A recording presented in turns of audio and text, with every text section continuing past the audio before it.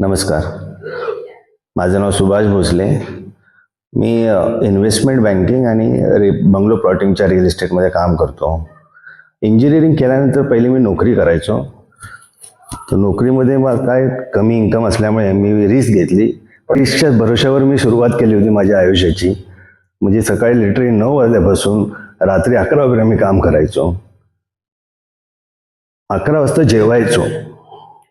त्यामुळे झोप लगेच येत नव्हती. मग 12 वाजता वगैरे झोपून मला ते हेवी एक्झर्शन व्हायचं. म्हणजे साधारण 15 वर्षापूर्वी माझ्या छातीमध्ये थोडं दुखायला लागलं होतं. तर मी एका डॉक्टरांकडे चेकअप केला. तर त्यांनी मला सांगितलं तुझं BP हाय आहे, तू डाएट कर सध्या. तर ते डॉक्टर पण माझ्या स्टुडंटचे वडीलच होते. तर त्यांनी मला प्रॉपर गायडन्स केलं. तर मी डाएट केलं मेंटेन, थोडंफार सॅलड वगैरे.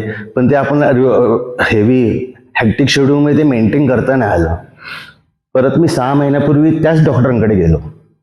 तर त्यांनी मला बोलले की तुझा BP हाय आहे, तुला गोळी चालू करावी लागेल. तर गोळी मी 6 महिन्यापूर्वी चालू केली 40 mg पासून. नंतर 3 महिन्यांनी मी परत चेकअप केला त्यांच्याकडेच. थोडा कोलेस्ट्रॉल हाय होता, तो एकदम नॉर्मल झाला होता. कारण कोलेस्ट्रॉलची गोळी पण त्यांनी चालू केली होती आणि BPची पण गोळी होती. मग 3 महिन्यापूर्वी मी 20 mg वरती आलो आणि कोलेस्ट्रॉलची गोळी बंद केली होती. ती 20 mg मी कंटिन्यू करत होतो. सरांनी पहिल्या दिवशी मला सांगितलं की तुम्ही 20 mg पण बंद करा, तुमचा BP नॉर्मल होईल. 5 दिवसानंतर परत चेकअप झाला. परत माझा BP नॉर्मल होता. आणि हे सगळं 5 दिवसाच्या पंचकर्माच्या योगामुळे जे काय आपण एक्सरसाइज करतोय त्याच्यामुळे माझा BP पुढे पण नॉर्मल राहील असं मला कॉन्फिडन्स वाटतोय. त्यामुळे हे सगळं मेसेज मी घेऊन चाललोय. Thank you very much Bhosale sir.